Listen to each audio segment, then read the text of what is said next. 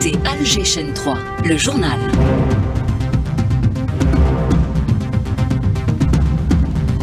Dans l'actualité, la remise du prix du président de la République du chercheur innovant, cérémonie présidée par le Premier ministre, les lauréats ont été primés. Ouverture officielle ce soir des réunions annuelles de la Banque islamique de développement. Le forum du secteur privé a entamé ses travaux. Un appel est lancé pour intensifier les investissements. Chargé par le président de la République, le chef de la diplomatie algérienne est à Bruxelles pour prendre part à la réunion ministérielle Union africaine, Union européenne.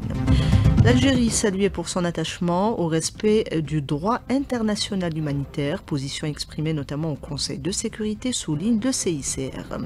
Génocide à Gaza, l'UNRWA réitère son appel à lever le blocus humanitaire alors que l'Europe tente de faire pression sur le gouvernement d'occupation israélienne. Coupe d'Algérie de handball avec le déroulement des 8e et quarts de finale chez les messieurs, chez les dames une rencontre en 8e de finale. Madame, Monsieur, bonjour. Le prix du président de la République du chercheur innovant a été décerné ce matin. La cérémonie a été présidée par le Premier ministre au pôle technologique Abdelhafid Ihadaden. L'institution de ce prix traduit l'intérêt des hautes autorités du pays pour le savoir et la science. Le compte-rendu de Lina Addouche. L'innovation et la recherche ont été mises à l'honneur à travers cette distinction qui valorise les projets à fort impact pour le développement du pays. Kamel Bedali, ministre de l'Enseignement supérieur et de la Recherche scientifique. Cette distinction s'inscrit dans la volonté du président de la République d'encourager nos enseignants, chercheurs et étudiants brillants qui ont fait du savoir leur voie et de l'innovation leur horizon, dans le but de bâtir une Algérie forte de ses enfants à travers leur réussite dans divers domaines scientifiques. Dans la catégorie des chercheurs, Ammar Azioun a été récompensé pour un projet portant sur le transfert et le développement de biopuces à usage médical en Algérie. Mon projet, il vise le transfert et le développement de nouvelles technologies basées sur les biotechnologies 4.0, à savoir les puces à cellules, à protéines et ADN. J'ai passé presque un quart de siècle en Europe où j'ai participé à la création de 2 startups leaders au niveau international. Chez les étudiants, Amal Iman Hajbouzid s'est distingué avec un projet sur l'intelligence artificielle médicale visant à moderniser le système de santé algérien. Le projet traite de la segmentation automatique de lésions pulmonaires dans 3 types de pathologies, la mucoviscidose, l'asthme et la BPCO. Des algorithmes d'intelligence artificielle qui le font automatiquement. Donc traditionnellement, ça se fait par une lecture qui peut durer un certain temps, 20 minutes en moyenne. Et avec l'intelligence artificielle, on le fait en 3 minutes. Avec cette initiative, l'État algérien affirme son engagement en faveur du développement de la recherche scientifique et de l'innovation. Du pôle scientifique et technologique de Sidi Abdallah, Lina Addouche, Alger Chaîne 3. Renforcement de la coopération Sud-Sud, une plateforme de jumelage a été lancée ce matin en marge des réunions annuelles de la Banque islamique de développement, dont l'ouverture officielle est prévue ce soir. En attendant, les travaux se poursuivent au Centre international des conférences avec la tenue du forum du secteur privé de la BID. Compte rendu de Limbourado. L'Algérie appelle à une mobilisation collective en faveur d'une intégration accrue des acteurs privés pour bâtir une économie résiliente des pays membres de la Banque islamique de développement. Elle insiste sur la nécessité de conjuguer les efforts pour financer des projets d'envergure et stimuler les investissements. Abdelkrim Bouzerd, ministre des Finances. Les pays doivent s'orienter vers une ouverture sur de nouvelles opportunités d'investissement et de nouvelles opportunités de travail afin de réaliser cette diversification et d'élargir leur croissance économique.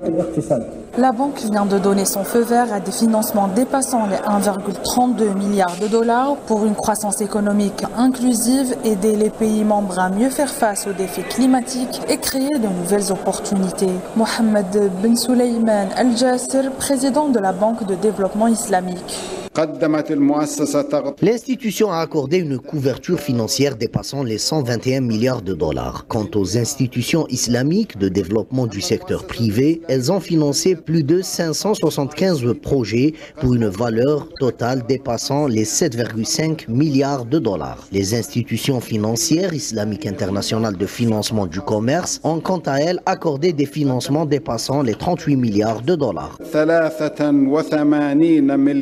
$. Malgré un contexte économique marqué par des tensions budgétaires et des incertitudes mondiales, l'Algérie maintient son cap de solidarité et de coopération interétatique. Elle plaide pour une approche coordonnée afin de financer efficacement les infrastructures essentielles à l'intégration économique et à la création de richesses. Du CIC, Rimbo Kadoum, Alger 3.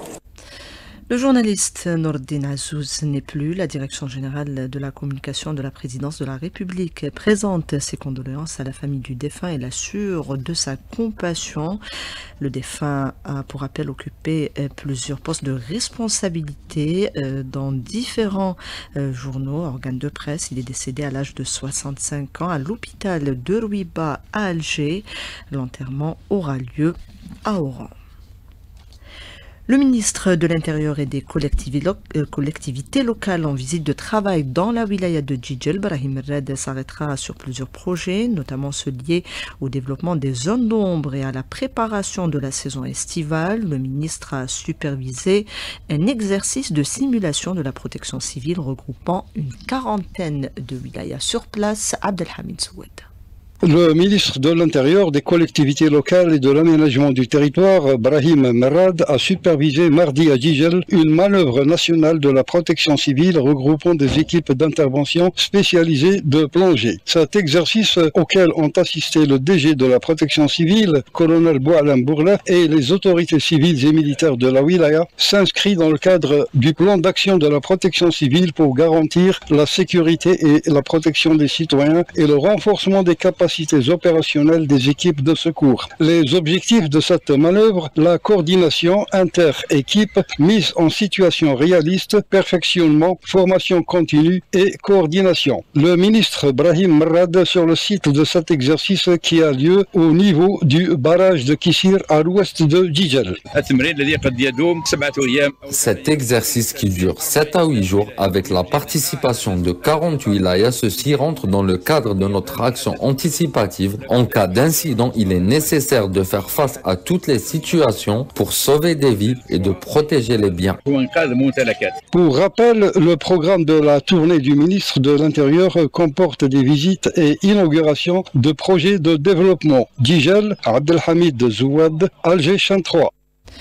Le projet de loi relatif à la mobilisation générale débattu par les députés, le texte soumis prévoit des dispositions visant à faire face à tout risque pouvant affecter la stabilité du pays. De l'Assemblée populaire nationale, Hanan Seissi. L'unité, la cohésion nationale et l'anticipation sont les maîtres mots qui reviennent dans l'ensemble des interventions des membres de la Chambre basse. En cette deuxième journée débat autour du texte législatif proposé par le gouvernement, les membres de l'Assemblée populaire nationale ont abordé le projet dans les moindres détails, entre autres la question de la coordination de l'ensemble des secteurs concernés, la guerre cybernétique aussi. Néanmoins, ils s'accordent tous sur l'impératif de mettre en place l'assiette juridique capable de concrétiser l'article 99 de la Constitution. À noter que le projet de loi se décline sur 69 articles répartis en 7 chapitres où toutes les précisions sur l'organisation et la mise en œuvre de la mobilisation générale sont prises en compte. Il faut savoir que ce texte suscite un large débat parmi les parlementaires. Pas moins de 172 députés désirent s'exprimer sur la question. Le débat se poursuit ici au niveau de l'Assemblée populaire nationale jusqu'à la fin de la journée où on s'attend à la réponse du ministre de la Justice, représentant du gouvernement. De l'Assemblée populaire nationale, Hanan Seissi, Alger 3. Placement en détention provisoire de 4 individus accusés d'adhésion et de participation à un groupe terroriste. Ils activaient dans la wilaya de Ouargla. Ces individus ont été déférés hier devant le parquet. Par ailleurs, les services de police de Ouargla ont démantelé un réseau spécialisé dans la commercialisation et le trafic de drogue. Plus de 470 000 comprimés psychotropes ont été saisis, ainsi que des armes à feu et des munitions.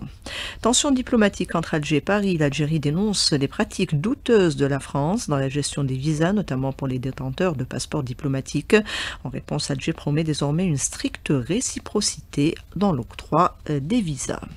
Troisième réunion ministérielle Union européenne, Union africaine, c'est demain à Bruxelles, chargé par le président de la République, Abdelmajid Tebboune. Le chef de la diplomatie algérienne, Ahmed Attaf, est arrivé justement en Belgique pour y prendre part. La RAS, la République arabe sahraoui, membre fondateur de l'organisation continentale, participera à cette réunion au Bibouchraya, représentant du Front Polisario en Europe et auprès de l'Union européenne. Il est contacté par la Béa Slimani.